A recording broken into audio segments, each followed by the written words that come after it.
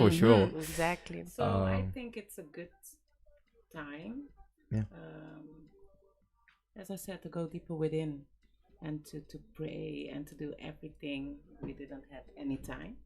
Like it's already starting and I'm getting already nervous. Yes. Like, okay, should I go with the fast, Yeah. how do you say The it? fast life. The fast life with people because I can't.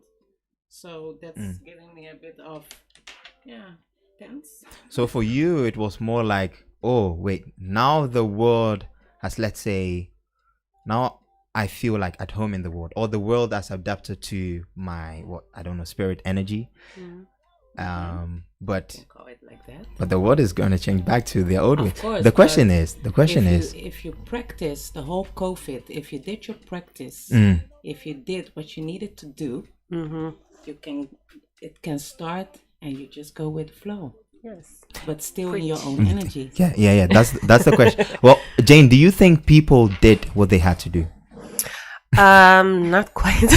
I don't think everybody did it, because it takes a lot of self-reflection, and also you have to feel it within your spirit, and you have to go with the flow. And for some people, it was a hard time, and I do think that that's why people are rushing to go outside of yourself. And if people didn't take the time to go within, spiritual, because we are rich when it comes to materialism, or when it comes to spirituality, we are very poor. If you haven't done the work, then it will be hard. Yes. If you've done the work, you are able to go with a fast life, but still in your maintain. Exactly. But still in your own time, because I believe what I just said. We are the time. We are the moment, and we need to keep that really near us, near our heart, because the energy can be so tense that you think and feel you need to go with the time of the world. Yes. I think I'm going to need Mesa back just to speak on that specifically, because I recognize that, and I've been a person who has also, I've had days, or I think years, conversation just with time, like what is time and what does it mean to me, right? But I've been there, and I just don't know. And like you said, it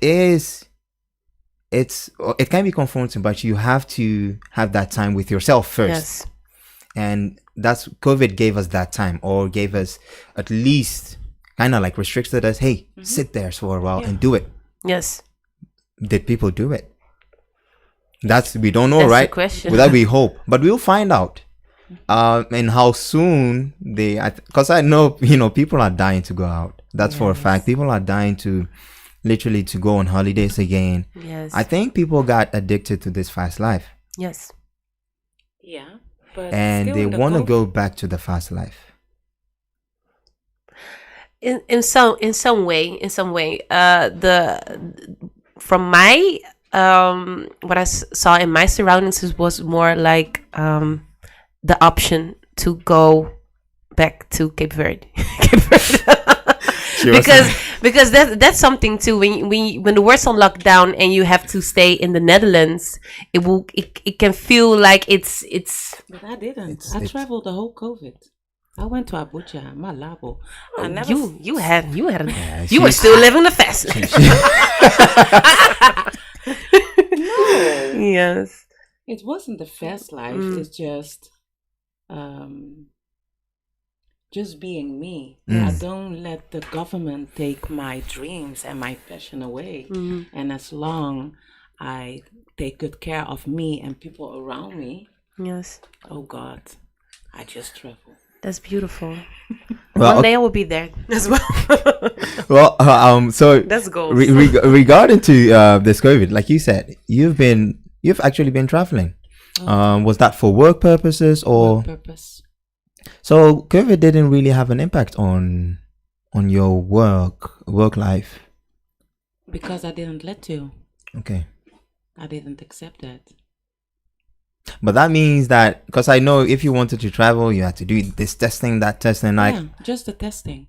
Yeah, but you still managed to go wherever, and the nose mask, face masks, all those you were fine with it. When I was shocked because when I was traveling, I wasn't the only one. And when I was in the plane, I was like, wow. There are 20 people. Wow. People are traveling. It's packed. Yeah.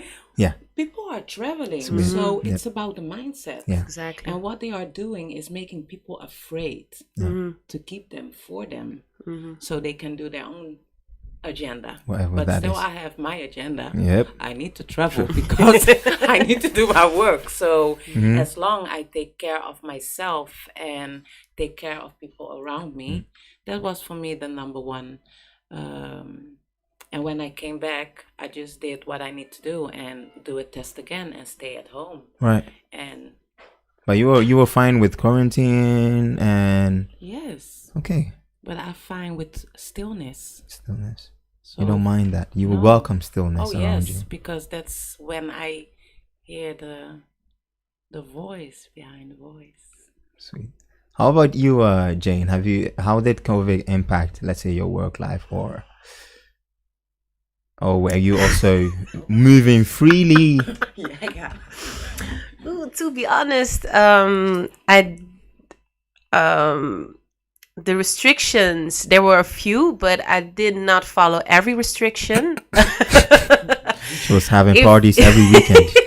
If people know Cape Verdeans, they know that we love our time, our time to unwind, to drink together, to party together, to have good times together. So when it came to work, it obviously restricted me because everybody had to sit at home and work from home. Right. And yes, other than that, I didn't really felt much about the quarantine and the restrictions because I was also doing the spiritual work. So I was at home. I was like, okay, I'm creative. What's the last time that I did something creative? So I did some creative things because I do Black History on Instagram. Okay. It didn't actually had much impact on the work I did besides the work I do for the other company. So it was like a time to try for myself. So actually came out better, stronger, determined, and with a lot of information.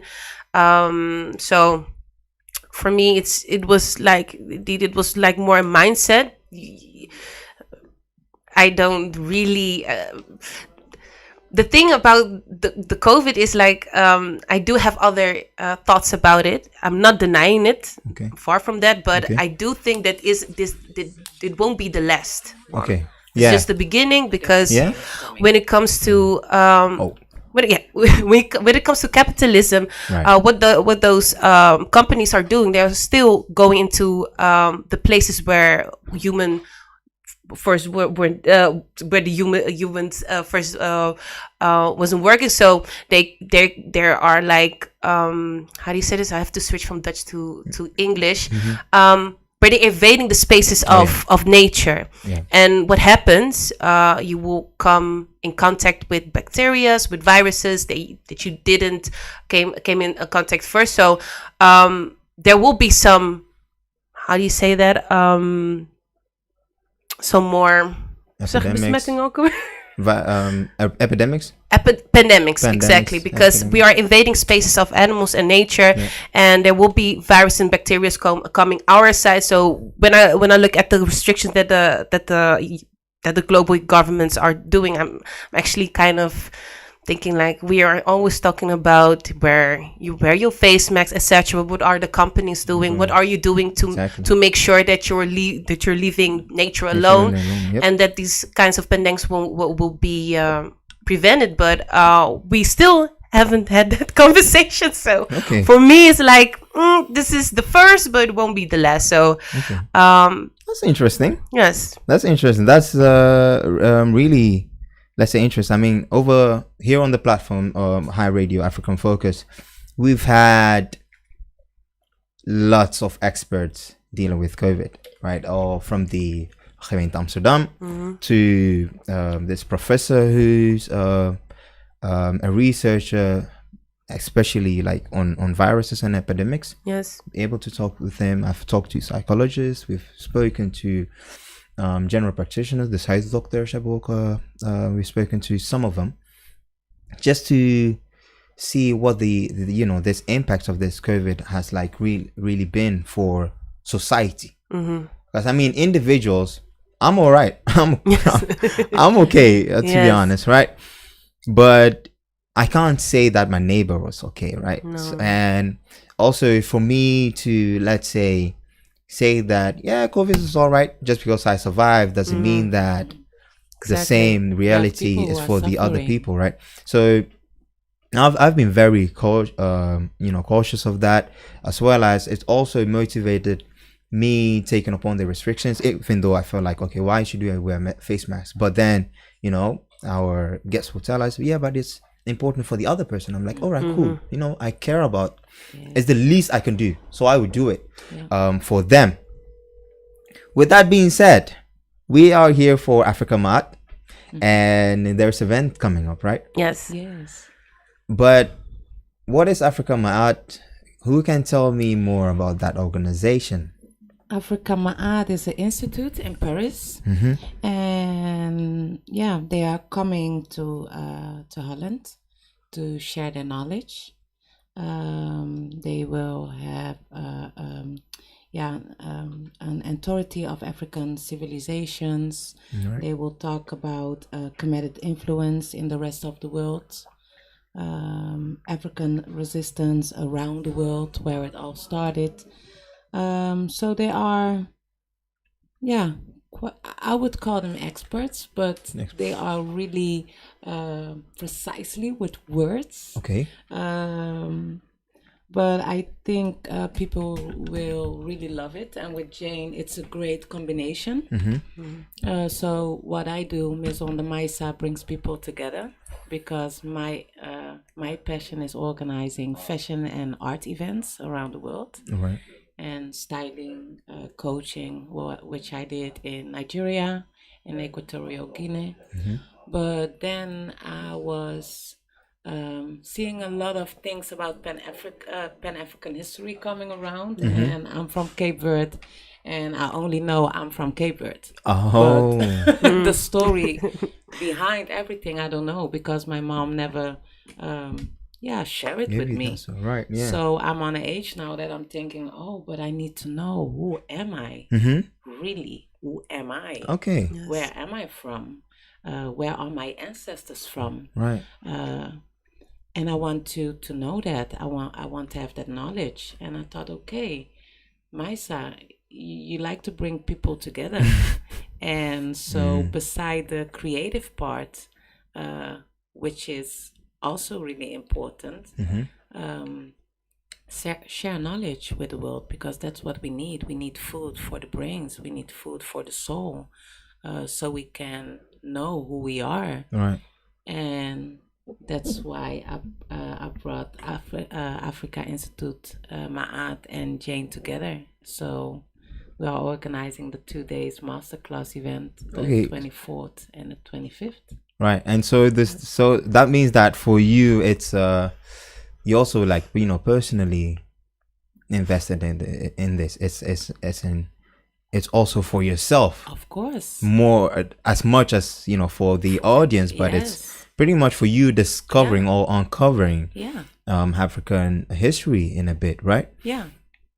Why the institution Africamaat, as in, is that the first time here? Isn't there any other organization here in the Netherlands? It's their first time here, and the knowledge they share, right, and what I saw on their Instagram, I do everything with energy, and it felt good. And the moment I spoke with them, it was like, you can start with them.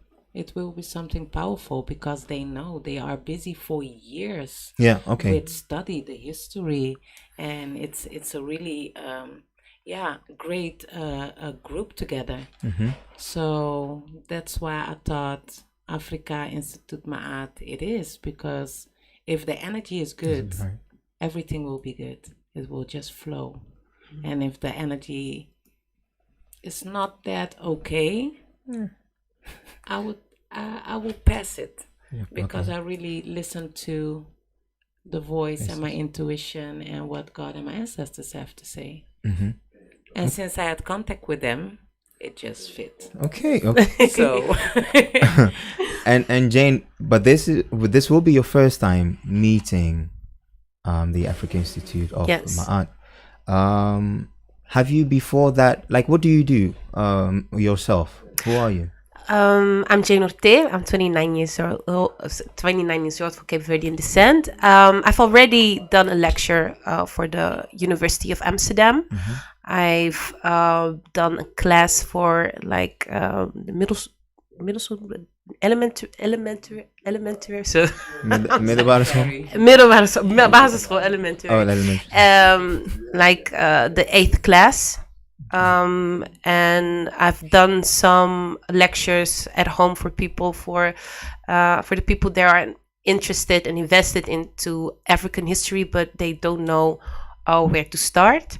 And on my Instagram page, I've started like an encyclopedia for just for throwing the Dutch just word. throwing That's just I don't care. They'll catch it later. They will catch it later, but it's like when it comes to Black African history, I say Black because when you look at the diaspora, the people that were brought to the Caribbean, to the United States, etc., they have created their own culture, their own society, etc. So I'd like to regard that as Black more, to give them also the credits, because we cannot go there, but that's African, and they were like, yeah, but it's ours, we did it apart from them, just to recognize and each other, to build a bridge, because we are still related to each other. So when I dove into history, I was always a history freak. I was always going to museums. I was always reading books, etc. My mother really stimulated that part of me. So when I dove into the African history, it was first politically motivated, and you keep discovering things. But if you don't have a name, if you don't know what to search, you will find nothing. So I took it upon myself to make sure that I give the names. I give the names of the kingdoms, the name of the kings, of the queens, the movements, the events, so people can do their own research, because we have the internet the internet is available to ourselves, so we can do the research ourselves. But if you don't know the name, then I cannot find it. If you search for Africa history, they will give you a colonial history, but not the pre-colonial history. And it's important to start by the pre-colonial history, because by hiding that, that's how white supremacy got his feet in our mind as well.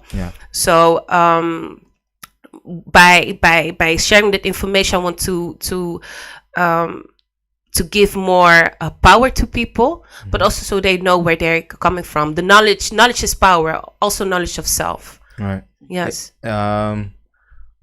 Sweet. I love every bit of that. That kind of like that illustrates your personal journey or your walk to Pan-Africanism or African history. I know my journey has been a bit different. I also had geschiedenis or history classes, even in high school, where we started from jagers en verzamelaars. You start from there, go to the Greek, the Romans. Well, actually, you do get Egypt first, and then the dynasties or some of them. But Egypt is also a small, very small, just a fraction.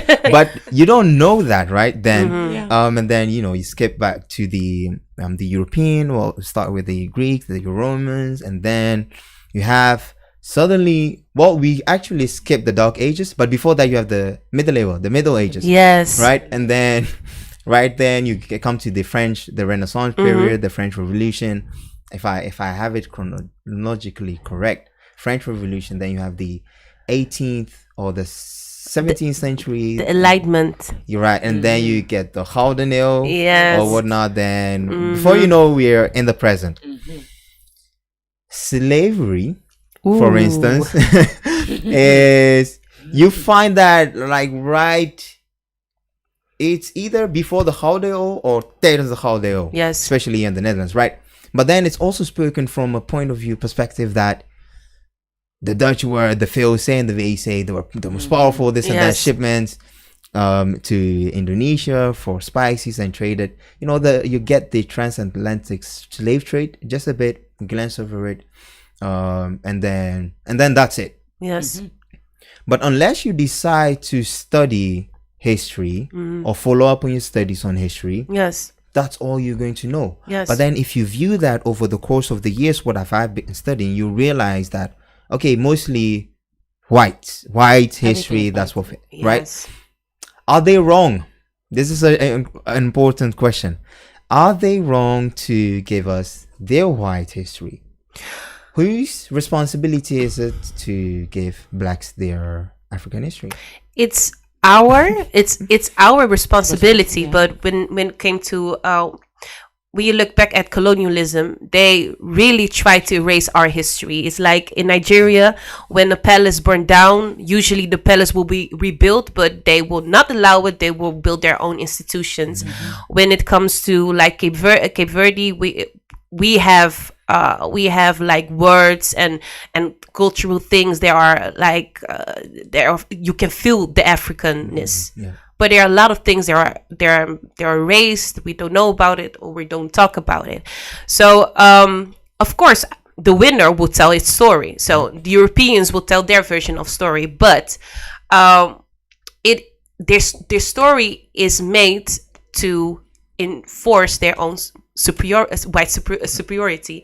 That's not only the case for the Africans. They do it also to the Asians as well, to the Melanesians as well. So it's like the way they tell their history is the way they try to control and hold power, because when you tell your people that they are superior and you try to motivate it by history, of course they're going to believe it, and they will happily take their place in the oppression because they think it's their natural right, because we are so better than the rest of the world. Look at what we gave them.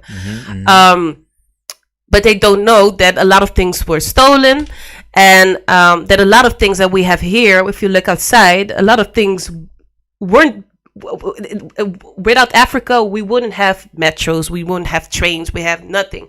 So I understand that bit. So that's why I think it's I find it hypocrite when you talk about racism and colonialism. We have to talk and we have to make sure we are telling the right story and have to feel the pain of the others, but they will not tackle their own white supremacy. So so I understand that part. So it's actually our responsibility to tell our story. Because that's what I do with my son. But we're living in a time now that all schools or whatsoever, they need to share our history as well. Because we are multicultural. So how can you be multicultural but only give your own history? Exactly. But because it goes against the power structure. Yes, exactly. But we need to stand up and we need to... hoe zeg je dat? Aanbieden. Wij moeten het aanbieden. Like we gotta supply it, We need to propose it. Because when you propose, you can, it will be open. They can say no, but I'm pretty sure this time of the moment they will say yes. They have to. And maybe they won't do it from their heart, but the moment we are in. Yes. And we're still sharing the knowledge and history. Yes. And I've noticed that because I went to school where it was like kids from 10, 12 years old. And I told them, everybody, when they talk about the Mali Empire, they talk about Mansa Musa, but I told the story of Mali, how it became that powerful. How the Tuaregs they part on the trans-Saharic trade, and how the Mali Empire like kept control in the region by appointing leaders for each region, etc. So I told the story. I told the story of the Congo Empire, because the Congo Empire illustrates how dealing with the Europeans were actually their own downfall. And at the end of my class, there was like a white little girl asked me, but miss, I always see like poor crying African children on TV. Yeah. But that's when it clicked. It was like she was like, I heard they were having she's telling me all these stories about Africa, but how is it that I see a different picture now? Yeah. And that's when the ball will keep rolling. Okay. And that's what you have to do with Africa. Is we do need the Europeans in this. Okay. Unfortunately, because we are globally attached to each other, and we have to seem to find a way to make sure that the Europeans are willing to give a little bit up of their own white supremacy for us to thrive. I have some how do you say opposition in there, yes. Some conjectures in there. Yes. As in, within the Pan-Africanist movement, yes. Right? We have different, like one of the movements is the Garvey movement, which is Africans for Africans by Africans. Exactly. Alone, right? And exactly. You also have the movement that's supporting the Nation of Islam. We have the Black Panther movements, and them to some to some degree, some allow the involvement of, let's say, whites, right? And some are like, no. The minute you look upon the white man to let's say give any input in your liberation, you're actually really cutting yourself, let's say, in the foot, right? With that. So there, this is another conversation on Pan-Africanist movement in itself. You just told a story about, how the Mali and etc. That is also part of the information that you carry or that you lecture. Yes. Right. And sorry to be a party pooper, but we'll get into that kind of information, or what are the stories pertaining to Africa that we actually need to know in today's age, and also just dive a bit more into why we need to know those stories. Because you said that little girl, a white girl, she was like, but what you're saying now doesn't really click with the image that I have. Yes. So how I want to know how the story correlates with the image, and how we can use the stories eventually to change the image, because I think that's one of the points here, right? Yes. Yeah. So if you tuned in into Hi Radio, the voice of the next generation, Africa on Focus, I'm here with Jane and Mesa, and we're talking on the real and untold stories on on African history, right? You can tune in, follow our YouTube live stream, and if you have any questions, please ask them. I don't know when they're gonna be back, so this is your chance to ask your questions. If anything, if you've heard something about African history that you're not so sure of, ask it now. Ask it now whilst you can. And more on their event that is coming up, the masterclass on the 24th and 25th. Yes, that's correct. We'll get that information in a bit. Here's just some music just to freshen up a bit, because we're gonna get into it more. Let me play a song real quick.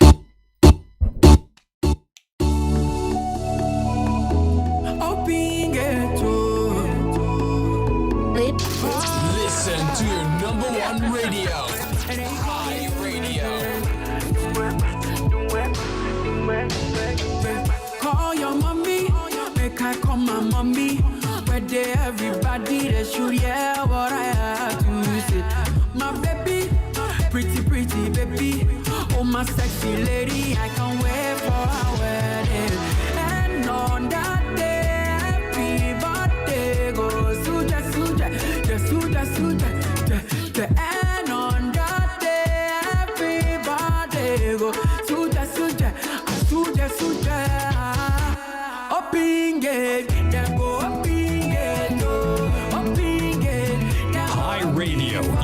perfect choice. Listen.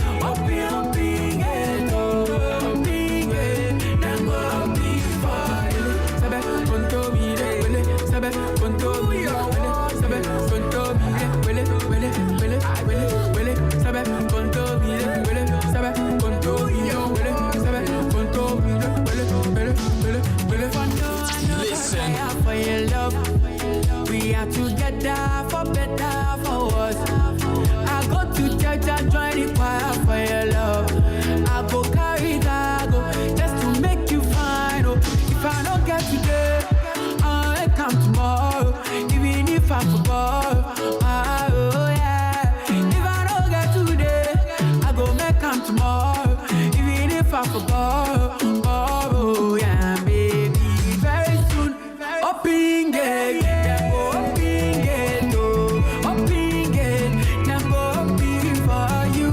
Open gate, open gate, oh, open gate, then go open for you. Sabe conto mire, sabe conto mire, sabe conto mire, sabe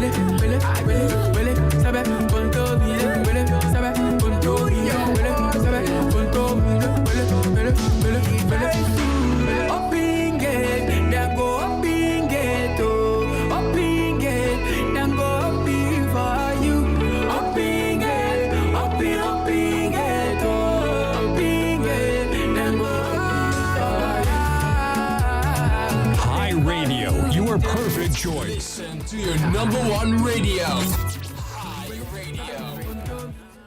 Yes, this is Donny back live from the streets, the city of Amsterdam, from the streets. So I'm used to being in the streets. Oh dear Lord. Streets.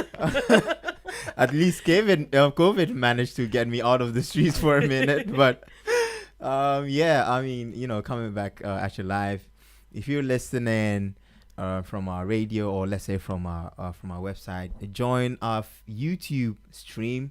We no more on Facebook due to technicalities, as in infringements of rights when you play music and this and that. So you can find us on YouTube. And of course, every show that we do, every interview that we do, and that this past few years we have been blessed with the best guests. So you can follow up on those conversations. We have the podcast ready on Spotify, SoundCloud, wherever you want to grab your podcast. Go on there, go on the streaming platform and listen to our previous conversations, because some of them I have to listen to some of them, because as I'm interviewing or during the interview I might miss some jewels, right? So you do want to go back and listen to those interviews just to catch some of the information. But right here, right now, today, I have two ladies lecturing myself on African history, and actually this is their journey of life. This is what they do. But more on that. So we were talking about the stories in Africa, and you mentioned, you kind of like I'm speaking with Jane right now. She talked about the Mali Empire, Yes. and also as in detailed how or what she says or what she tells from that empire and their work. This brought my attention to something, which is the stories that we tell pertaining to Africa. Yes. Always, like, what is our purpose, and second thing is from what perspective should we discuss these stories? From our perspective, from the African perspective, because history is all on itself very Eurocentric. Okay. And when it comes like all history in general, history that we have here in Europe, Okay. is very Eurocentric. And what you notice is when it comes to African history, we have to have European sources, otherwise it isn't true, or they're trying to downplay it, or like we need more proof and more evidence. But when they found like few equipments of the Vikings in Canada, they were like, oh, we were here first, the Vikings were here first. So there is still like how do you say that, a bias when it comes to African history. Unfortunately, a lot of our history is still hidden or has been destroyed, like when it happened in Mali a few years ago, where they're burning scriptures, etc. So there are still a lot of sources that has been lost, but we have to tell it from our perspective, because European history, Asian history is also told from their perspective, and we have a lot of oral stories. There was like a girl in a Facebook group like Africamaat, and what she did was like she told the story of Sundiata Keita. Sundiata Keita is the founder of the Mali Empire, who first didn't know how to walk, and when he grew older, he learned how to walk, and he was the one who had he was able to how do you say to remove the Soso Empire and establish the Mali Empire, and there's like a mythology surrounded, and she knew that story. So we have like the sources, and we have a part of the mythology and like the oral story, so we can combine that to each other. But I think for now, especially when it comes to Pan-Africanism, we have to tell our own stories on our way. Of course, we can discuss everything. It's not like we have to we have to make a new doctrine to to brainwash other people. That's not the case, and that should not be our goal. But it is very important to legitimize our voices, and we have to do it ourselves, and we have to take space in, and we have to go against what we know now, and what is told about our own history, because they tell about the Middle Ages, but they leave out what the Moors did in Portugal and Spain. And when it comes to the Moors, it's like, oh, it was like only North Africa, but the Moors, they came as far as from Senegal as Mauritania. So even that type of story we have to reevaluate. So there's so much to unpack, but we have to make sure that it's our story. Yes. To make a start. My thing is, when you when you start with African history, and especially since we start like at a later age, right, and being in the Eurocentric society that we are in now, like you said, if you don't know what to look for, you don't even know like where to start. You don't know where to go. No. And then for Mesa, because this is something you are on your own journey into also discovering and uncovering African history. And where do you go and seek for information? Like, how do you stumbled upon the African Institute? Africa on Instagram. On Instagram. Yeah, because I'm really related with the Kemetit. And something got my attention about the gods and goddesses and the whole story, and I feel really connected with the Kemetit, so that's where my journey starts. Okay. And so I run into. But what if someone's journey doesn't start like that? I think also based on how they feel, and of course you need let's say a personal feeling motivation to go out there to get that information, because most of us really don't care until we start to generate, hey, there's something wrong about myself, or not necessarily wrong but off.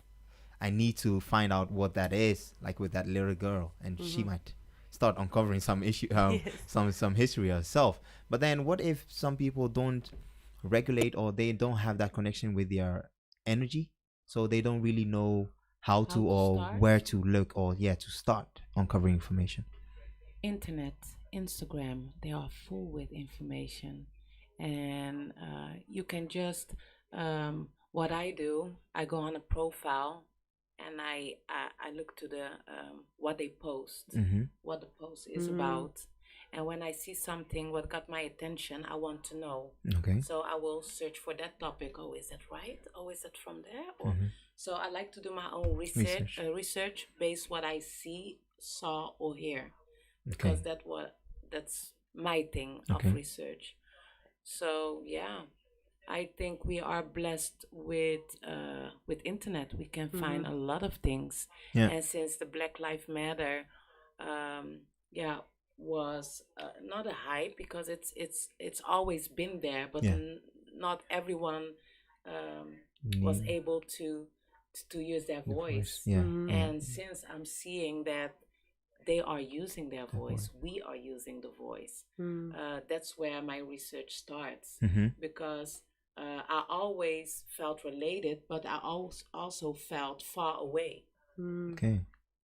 So that's where my journey started, and I don't think I'm the only one who is close to their culture, but also so far away, because they are so disconnected. And to start to connect with yourself, you need to do some research, and there's a part of the history as well. Yes. So I'm assuming, planning such an event is also for yourself, as in an aid or a way to give others the opportunity to learn, and to bridge that gap. Yes, and to reconnect with themselves and to do research, because the masterclass is just a step. But after the masterclass, everything you write, you need to do your research, because that's what I always tell people. You can listen, you can hear, but do your own research, and you will find. And that's really important to do. Also do your own research. Interesting. What information, particularly within the masterclass, what kind of information can we expect? Like, you'll be teaching on during the masterclass? Yes, I will be giving 2 lectures about what drove the Europeans, so the first contact, and why they came to Africa. Because that's a whole economic story behind it, and also the Cape Verdean history, because and it's something that Mesa and I have talked about. There are a lot of people, they look at the Cape Verdean islands and look at the Cape Verde people and think like, oh, are you a part of us? Or I've always been I'm never a part, even in Nigeria. When I'm always happy to say, yes, I'm African too. Yes. Which part of Africa? Yes. Cape Verde. Yes, Cape Verde, yes. And there's like, it's like an identity crisis within the Cape Verdeans as well, which is painful. While we had one of the most, we had a Pan-African leader, Amilcar Cabral.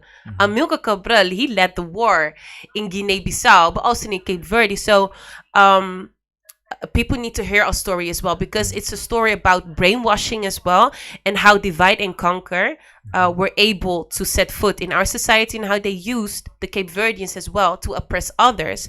And even the Cape Verdeans, we have to learn our history all over again. There are a lot of people, they don't know what the African influences are. They don't know what happened. Like we have a famous song, Sodat, and Sodat is sung by is not written, but it's sung by Cesare Evra, and it's about missing your home country. And a lot of people, they were like, yes, Sodat, we homesick, that's our song.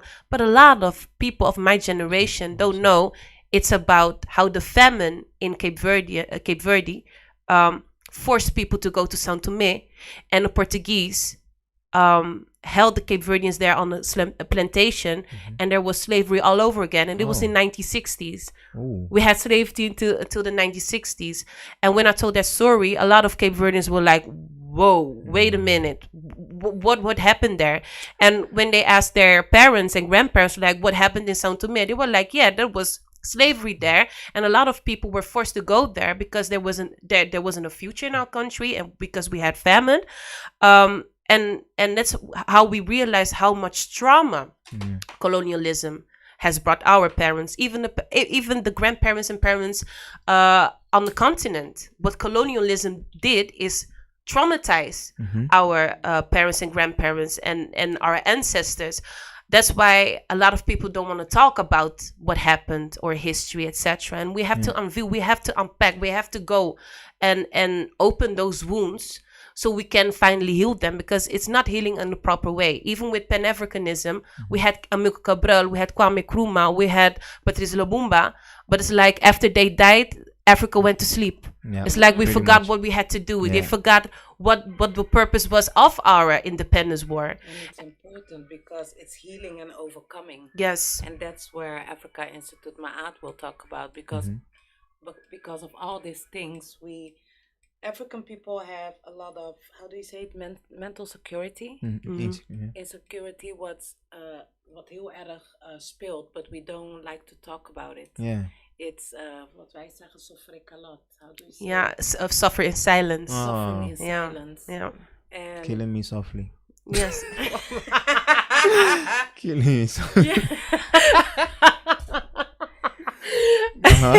Yeah. Oh, yes, man. but it's belangrijk. It's healing and overcoming. And to heal and to overcome, you need to talk. Okay, this is it. It's beautiful. As in, I recognize this to be also. It's a personal thing that I feel like every African, and as a Pan-Africanist, if you are from African descent, it doesn't matter where you are on the globe, you are an African. So me saying this, every African should discover this for themselves. Yes. Right? And it's necessary for you and your family or your immediate family to know about your history. Regardless of where the world is or which part you are, what supremacy is ongoing. This is something important for yourself. But someone will ask, how can I use this for the benefit of myself? Yes. Like for Mesa, how does reconnecting with your African heritage help you in your daily life? It gives me power, knowing from where I'm from. We're powerful people. Africa was rich then, now, and forever. And so I'm really a proud African Cape Verdean woman. So if I know more, it can give me more power to stand there and to celebrate my ancestors who fought for me. And that's so important because they are guiding me and protecting me always. So it gives me strength. Yes. It gives me you walk different. You talk different. Yes. Oh, wow. Yeah. You live different. Oh, yes. Yeah. Yeah. And that's how I want to live. In a Western world, but still African. Unapologetically African. Oh, yes. That's how they and call the it. Culture. Because the white people love the effort, the everything, the food African, but not the culture. That's weird. I think they should go deeper in culture. I don't think they're gonna survive. No, they don't. But then they would understand. It will give them understanding. That's what gave me power to be a part of this. And for me, it's a blessing that they want to come on board, because for me, it's knowledge, and knowledge is power. And for me, it gives me, like you said, I will talk different, walk different, and feel different. Yeah. And be different. Yeah. How about you, Jane? How does this journey? It has allowed me to pay bills with this, because it's an untold story and people are paying me to do this. Money. So yes, but at like the University of Amsterdam, they have like how do you say that on potje? Yeah. They have resources to pay someone like me to go on teams and tell them about African history, and they were like, whoa, this has everything to do with racism and etc. And that's actually kind of sad, because information that should have been known to everyone is clearly not available to everyone. So it has allowed me to step into my own purpose and make sure that I'm the one sharing it with others. But it also has politically activated me, motivated me, and it has allowed me to go into spaces and go within my own community and talk about, okay, but how can we benefit from our islands, and how can we make sure we can build bridges with the continent again, because we have like a reputation of being how do you say that, bounties, like we white in our minds, but black on the outside. But and it has allowed us to build bridges in a way, in the form of discovering our history, discovering our economical purposes, and to empower everyone and to build bridges, because the future is Africa, but the future is not only Africa, it's also the countries in South America, it's in Central America, it's the Black community all over the world. And when you look into the African history, you will see how much things are let me rephrase that, how other countries have dealt with colonialism, and how much how things went alike. Like in Melanesia, when it comes to the Moluccas, a lot of people think Moluccas, they are Indonesians, but they're not. They were first black, but they are whitewashed, and their history is whitewashed, and they had a connection with Africa, but even that, it has been whitewashed, etc. So with discovering that we have in common with other marginalized communities, it builds us as well, but it allows us to build bridges and make sure we can cooperate with each other. Unity, a global unity. It is a spiritual unity. We are rediscovering everything. We are rediscovering our spirituality, our language, our customs, things that they are alike. Like even though let's say the Suriname, when they say it's like they say isabi. When Cape Verdeans say we say busabi. And when it comes to the Antilles, the people of Curaçao, they say busa. So it all comes together. And that's our main goal. That's my main goal here on Earth, to make sure that we get together, that there's a focus, that we actually revive the spirit of Amilcar Cabral, revive the former leaders, and also our history, so we can see where we're from, but also we can see where we need to go. And that is the main focus. We have a future. Yeah. We have to stop looking outside, because we have everything. Europe is going down the drain. It's not. There's no future here in Europe, but there's a lot of future in Africa. Right. And always been. I believe that has been. Yes. Well, so we're rounding up our conversation. Lovely conversation. I hate this to come to an end, but we have to get to the details of the event. Yes. So, because that's why you guys are here. There's a masterclass coming up, and can you please promote that? Yes. Now, I have to say, this is like once in a lifetime experience, because for what's the price of the ticket? $42.50. $42.50 for 2 days. Lunch, refreshments, and everything. I was about to ask what kind of food are we getting? African food. Yeah, no boat rammages, no. No boat rammages. But it's like we haven't seen this before. There's 2 days full of lectures of different people giving lectures about African history for $42. I know Robin. Euros exactly. Like when Robin Walker is a known historian. He does the West African history. If you should Google it, Robin Walker. He has an amazing book. When we were rulers.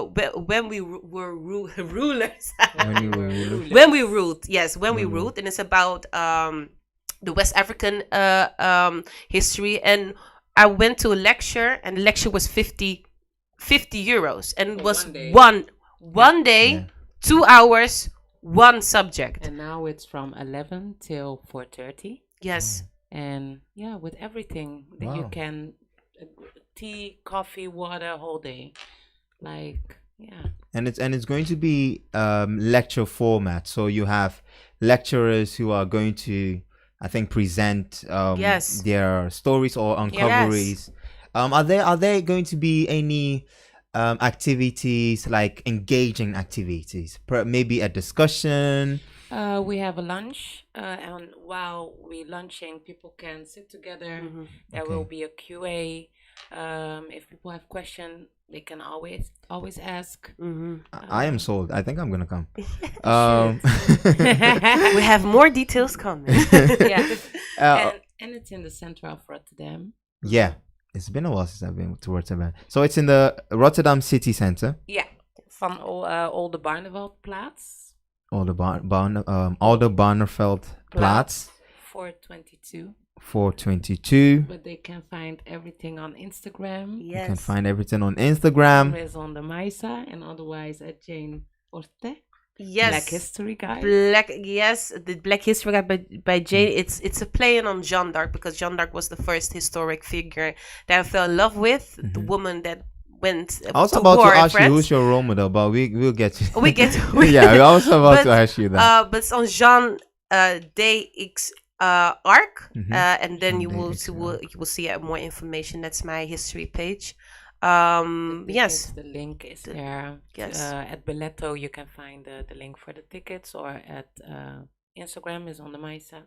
Instagram. So what's the Instagram account? Maison. Maison. That's MAISON. D. Maisa. MAYSA. Yes. Maison de Maisa. And you can get all the information for the event, which is happening 24th and 25th of July yes, in Rotterdam. Yes. It's only going to be, let's say, can people stream in from? No, they can't, right? It's just you have to be there. You have to be Okay, there, so and pretty otherwise much. waiting for the next edition. Yes. And knowing how these things go, I know the first couple editions are always the best. Why? Because the prices, they kind of like make it affordable. So if you really want to dive into like African history, the real and untold part of it, and also get it like from different angles, then this is your chance. yes, Right? And I think that the guests will give their own opinion as well, and questions, so you can discuss in a nice way. And that's what I like from this kind of things. Yeah. Yes. Because I know I will sit there and have my questions as well, because I'm stubborn. Huh? Really? I want to know. And where can I find it, and do my own research. So I think that's the power, what people can bring together. So it's a masterclass, but also a coming together. And I like the family vibe. yes, And to give people the chance to just be themselves and just ask what they want to ask. Nothing is strange.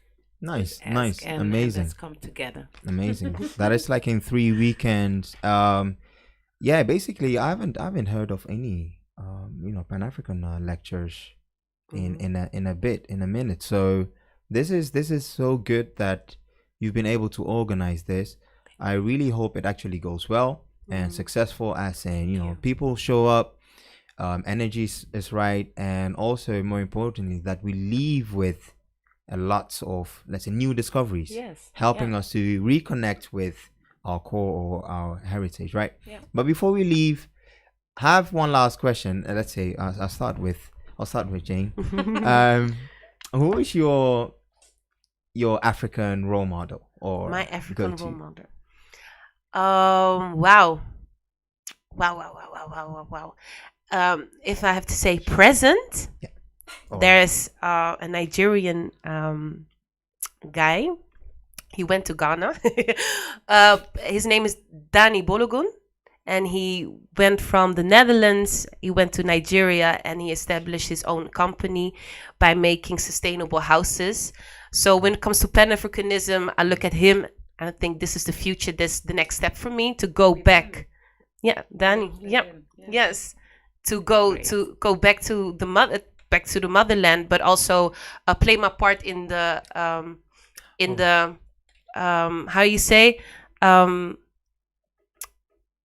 the future of Africa. So that's my present, and he shares. And the beautiful thing that he also shares his resources for people he knows they are doing to work. So when it comes to present, he's a role model, because I want to get there as well and want to help my community and establish something for the community, something that Africa can hold on to. When it comes to history, I love Kempavita. Kempavita was from the Congo Empire, and she saw the Congo Empire having this like understanding with the Portuguese, and she was like, nope, they need to go out. And she was one of the first with the theory of Black Jesus. So she said, the Congolese are very proud. They are very proudful people. So and she said that the Bible is based on the Congo Empire, etc. But she used spirituality, religion, to how do you say that, to rise against the Portuguese. And she saw what they are doing, because the Portuguese sent in missionaries, and with religion they tried to force their way into the Congo Empire, which led to their downfall. So she's one of my heroes. Amazing. From history. Yes. Nice. Kempavita. Kempavita ga ik opzoeken. Yeah, well, I've noted down. Mesa. Ooh, a role model. Yeah. My role model is me. No. I was about to say. As I said, I'm not into that to history, but Nelson Mandela. Yeah, that's what. I like his power, what he had, and his voice, and really interesting. Nelson Mandela. Yeah. Cool. I have questions to ask about Nelson Mandela, but What's yours? What's mine? Yes. Actually here in the Netherlands, I've been able to, because my first contact with, let's say, African history or this whole white supremacy thing, I think almost 2 decades. I'm not sure. Wait, I think 15 years ago, whatnot. Yes. But I used to play at this Surinamese brass band, right? And then on the summer holidays, we would go on summer vacation to Ardennes, Belgium, and do some activities. And I also, Christian, raised up Ghanaian community Christian.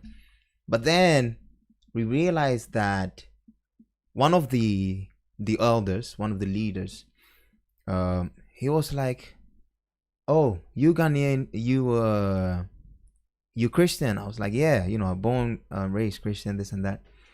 And then he had a question for me, can you explain something like about the Bible, this and that? And I was like, well, I don't have the answer yet, right? And then he followed up with, I think you guys should watch. I was with one of my brothers. I think you guys should watch Hidden Colors. So, yes. And this was when Hidden Color 1 had come out, or they were busy doing the second one, right? And so and I feel like it's also another conversation, but I feel like you have to have it in you to research. You have to like uncovering new stuff. But I went, searched for the answers, look this and that. Okay. I watched Hidden Colors 2. I watched it. I watched the movie, and then I was like, oh, really? Yes. And then Hidden Colors 2 came out. And guess who made a tour in Europe? Tariq Nasheed. Yes. And Dr. Umar Johnson. Yes. I have a picture with both of them. Oh my God. Yes. And I don't know. Dr. Umar Johnson has somehow, he is to me like, he's up there. Yes. He's one of literally my living role models, right? Yes. And everything I know from Pan-Africanism, and from which angle I should approach Pan-Africanism is from his side. Yes. And now I'm, let's say, older and I have more information. I know that his side is and he keeps saying he's a Garveyite. That's very strict. Africans for Africans, for Africans only, by Africans. Yes. And I know that there are also other ways of getting to the same destination, but this is his way of destination. But which with great responsibility comes great accountabilities. But I would say that is, I revere him as much as I would, let's say, revere Jesus Christ. Right? You know, he's doing something very impactful. Yes. In his time, and which is, you know, Jesus was loved after he was gone. Yes. I feel like that's the same thing we're going to have with Dr. Umar Johnson. Yes. But now he's still here. Yes. We, you know, cherish him. One of my big dreams is to actually have him on this show. Yeah. And I will ask him the speaking to in existence, right? And I will have the toughest questions. Yes. I have these tough questions. I have to ask them. But yeah, that is it. Do you know that I've used Hidden Colors as a bubble burster on Clubhouse? It was every Sunday. I said, you have to watch Hidden Colors because it will burst your bubble. And when that bubble is broken, then you can you are open to new information, and that's when you're starting to reevaluate everything. Like, oh, I thought this is a lie, this is a lie, this is a lie, this is a lie, and then the journey continues. So it's funny that you talk about Hidden Colors because this is my favorite go-to. My goodness. Yes. You have to watch it. Unfortunately, Tariq Nasheed is going a whole different way with the ADOS movement, which I don't know what's happening there. I think we're gonna need Jane back and Mesa back on the on African Focus to talk about the direction of ADOS. But you know, people tuned in on our YouTube stream. I have here greetings.